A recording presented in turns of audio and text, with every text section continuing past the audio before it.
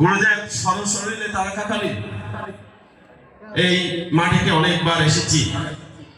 একটা কথা বারবার মনে পড়ে, 2022 সালে মার্চ মাসে সম্ভবত যে আপনাদের এখানে রক্ষাকালী মায়ের মহোৎসব হয়, সেই উৎসবে আমাকেও আসার জন্য আমন্ত্রণ জানানো হয়েছিল।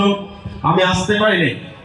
পরে যখন আমি ঋষিধামে যাই গুরুদেবকে প্রণাম করার জন্য, আশীর্বাদ প্রার্থনার জন্য, তখন গুরুদেব বিকালবেলা বিশেষ করে 4টা-5টার সময় ঋষিধামে যখন বসেন, সেই স্থানে আমাদের অদ্বৈত সরোবরের সামনে আমাদের নতুন চন্দ্রসিংহ ভবনের পাশে যখন বসেন, আমি নিচে বসাই, শুধু একটা কথা জিজ্ঞাসা করছেন, অবাজি রামপুর শুভে ন হয় নাকি?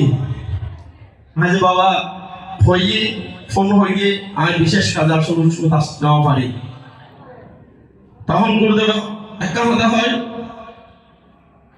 ওবা রামপুর তোমার শূন্যস্থান, এই হারানো শূন্যস্থান, এই রামপুর দেখপাড়ার মধ্যে দেখ দেবীর মতান মা বাপ জন্মগ্রহণ করিয়ে বলি আর জন্মই আয়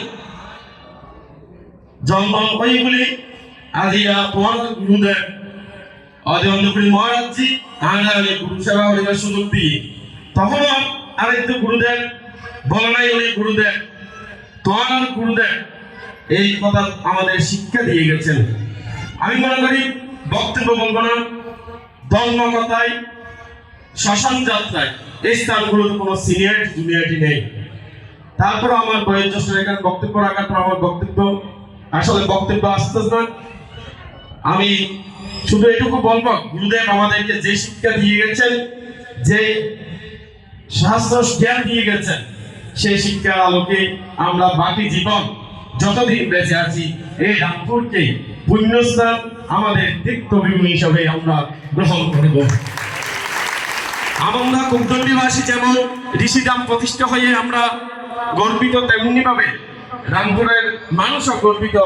আপনারা আগত কুম্ভে, ঋষি কুম্ভে আপনারা সাধারণ করে উপস্থিত হবেন। গুরুদেব সূক্ষ্ম দেহে সবসময় আমাদের মাঝে উপস্থিত আছেন, সেটা মনে রেখে আপনাদেরকে উদাত্ত আহ্বান জানাবো। আগামী কুম্ভে উপস্থিত হওয়ার উদাত্ত আহ্বান জানিয়ে আমি আমার সংক্ষিপ্ত বক্তব্য এখানে শেষ করছি।